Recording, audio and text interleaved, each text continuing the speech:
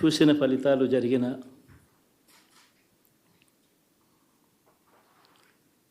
పరిస్థితులు చూస్తే నిజంగా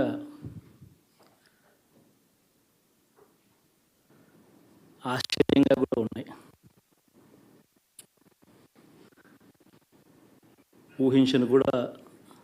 ఊహించలేదు ఇలా జరుగుతుందని, ఇలా వస్తాయని కూడా. బట్ ఎస్,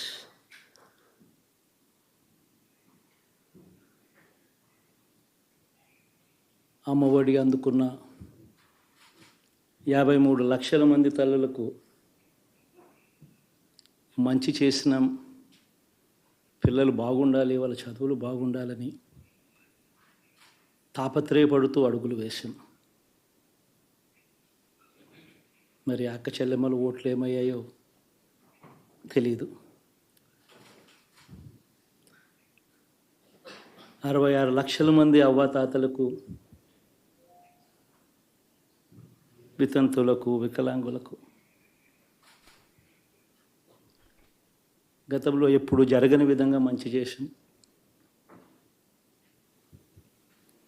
వారి కష్టాల్లో తోడుగా ఉంటూ, వారి కష్టాన్ని అర్థం చేసుకుంటూ, వారి ఇంటికే పంపించే వ్యవస్థను సైతం తీసుకొస్తూ, గతంలో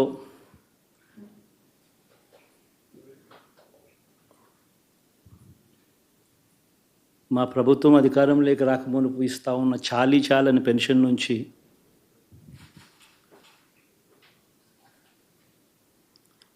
ఎంతో మంచి చేస్తూ అడుగులు వేసినా కూడా ఆ అవ్వాతాతలు చూపిన ఆప్యాయత ఏమైందో కూడా తెలియడం లేదు. దాదాపుగా 1,05,00,000 మందికి పొదుపు సంఘాల అక్క చెల్లెమ్మలకు మంచి జరిగిస్తూ, వారి కష్టాలనే మా కష్టాలుగా భావిస్తూ, ఇచ్చిన ఏ మాట తప్పకుండా అన్ని రకాలుగా వాళ్ళకు అండగా ఉంటూ, ఆసరాతో తోడుగా ఉన్నాం, సున్నా వడ్డీతో సైతం అండగా ఉన్నాం, చేయూత సైతం తోడుగా ఉంటూ నిలిచాం. మరి ఆ 1,05,00,000 మంది అక్క చెల్లెమ్మల ప్రేమాభిమానాలు ఏమయ్యాయో తెలియవు. 26 లక్షల మంది చేయూతను అందుకుంటున్న అక్క చెల్లెమ్మలు, వారి ఆప్యాయత ఏమైందో తెలీదు.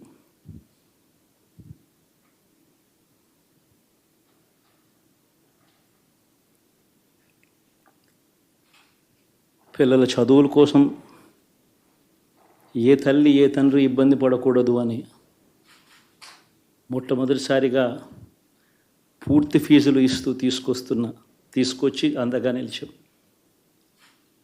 చదువుల్లో ఎప్పుడూ చూడని మార్పులు తీసుకొచ్చాం. దాదాపుగా 12 లక్షలు మందికి సంవత్సరానికి మంచి జరిగిస్తూ, ఆ పిల్లలు ఆ తల్లుల అభిమానం ఏమైందో కూడా తెలియదు.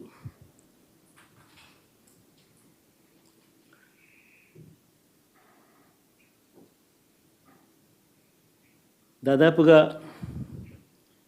54 లక్షల మంది రైతన్నలకు గతంలో ఎప్పుడూ చూడని విధంగా, జరగని విధంగా పెట్టుబడికి సహాయంగా అందించే కార్యక్రమం మొట్టమొదటిగా జరిగింది మన ప్రభుత్వం వచ్చాకే.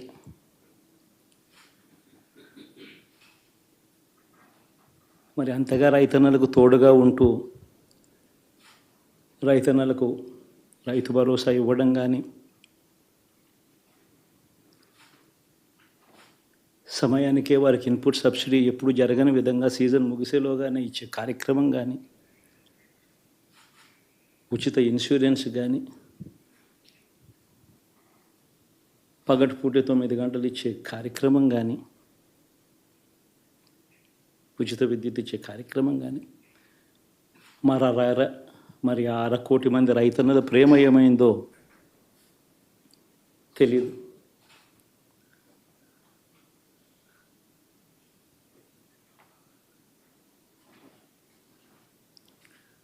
మరి ఇన్ని కోట్ల మందికి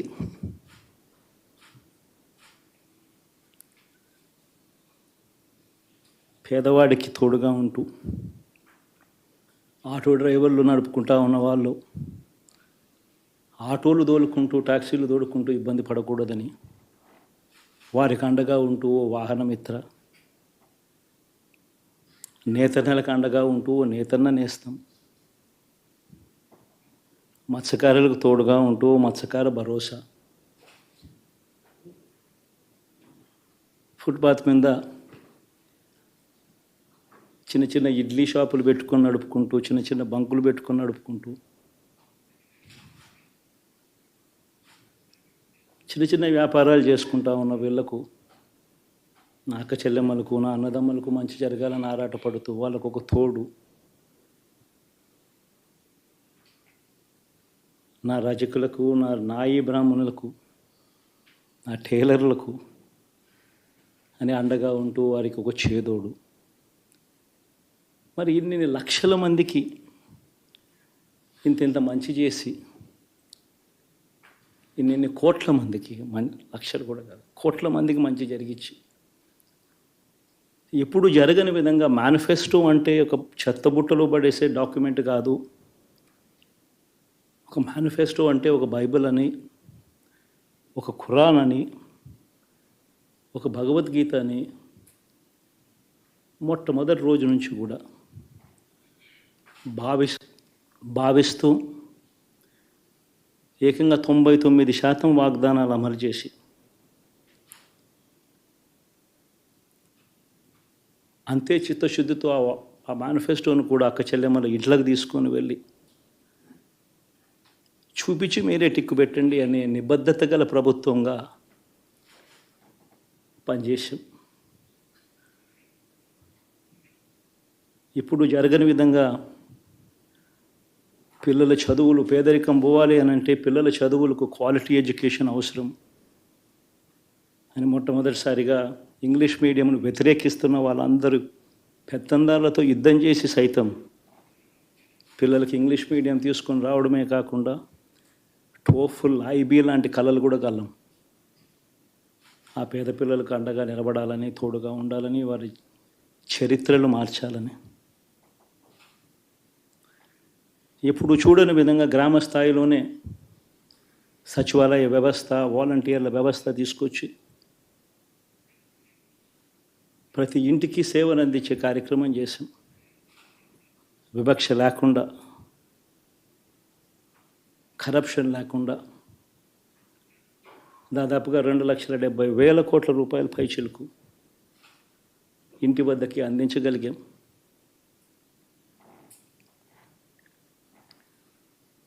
ఇప్పుడు చూడని మార్పులు తీసుకురావడమే కాకుండా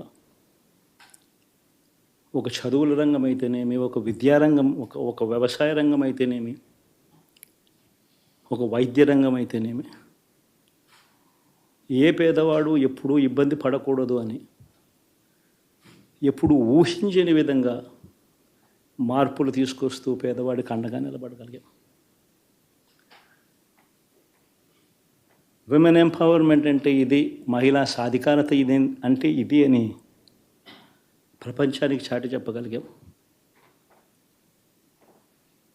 సోషల్ జస్టిస్ అంటే, సామాజిక న్యాయం అంటే ఇది అని ప్రపంచానికి చూపించగలిగాం. మరి ఇన్ని గొప్ప మార్పులు చేసిన తర్వాత, ఇన్ని కోట్ల మందికి మంచి జరిగిన తర్వాత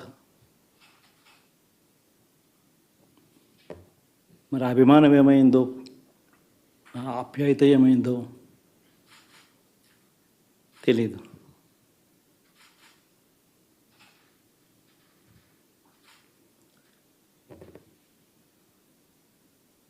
ఎవరో మోసం చేశారో, ఎవరో అన్యాయం చేశారు అని చెప్పి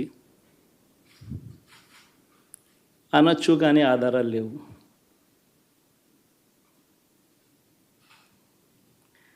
ఏం జరిగిందో దేవుడికి తెలుసు. పెద్ద నేనైతే చేయగలిగింది ఏమీ లేదు. ప్రజల తీర్పు తీసుకుంటాం. కానీ మంచి చేయడానికి మాత్రం ప్రజలకు తోడుగా ఖచ్చితంగా ఉంటాం. వాయిస్ ఆఫ్ ది వాయిస్లెస్ కింద ఈ పార్టీ తాను చేయాల్సిన పని తప్పకుండా చేస్తుంది. పేదవాడికి అండగా ఉండే కార్యక్రమంలో ఎప్పుడూ కూడా పేదవాడికి తోడుగా ఉంటూ గలం విప్పుతుంది, పేదవాడికి అండగా నిలుస్తుంది. పెద్ద పెద్ద వాళ్ళ కూటమి ఇది. ఢిల్లీలో సైతం శాసించే పరిస్థితుల్లో ఉన్న కూటమి ఇది. ఆ కూటమిలో ఉన్న బీజేపీకి, ఆ కూటమిలో ఉన్న చంద్రబాబు గారికి, ఆ కూటమిలో ఉన్న పవన్ కళ్యాణ్ గారికి అందరికీ కూడా వాళ్ళ గొప్ప విజయానికి అభినందనలు.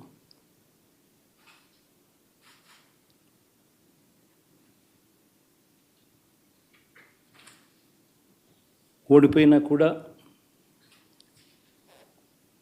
నా ప్రతి కష్టంలో కూడా తోడుగా అండగా నిలబడిన నా ప్రతి నాయకుడికి, ప్రతి కార్యకర్తకు, ప్రతి వాలంటీర్కు,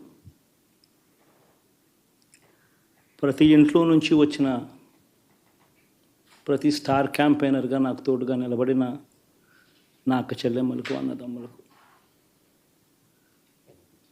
మీ అందరికీ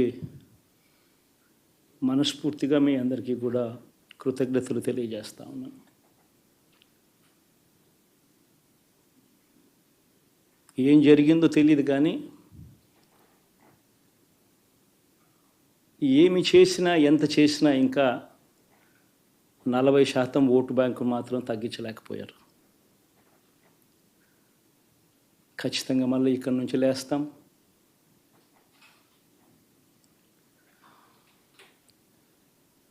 మళ్ళీ ఇక్కడి నుంచి గుండె ధైర్యంతో నిలబడి మళ్ళీ లేస్తాం.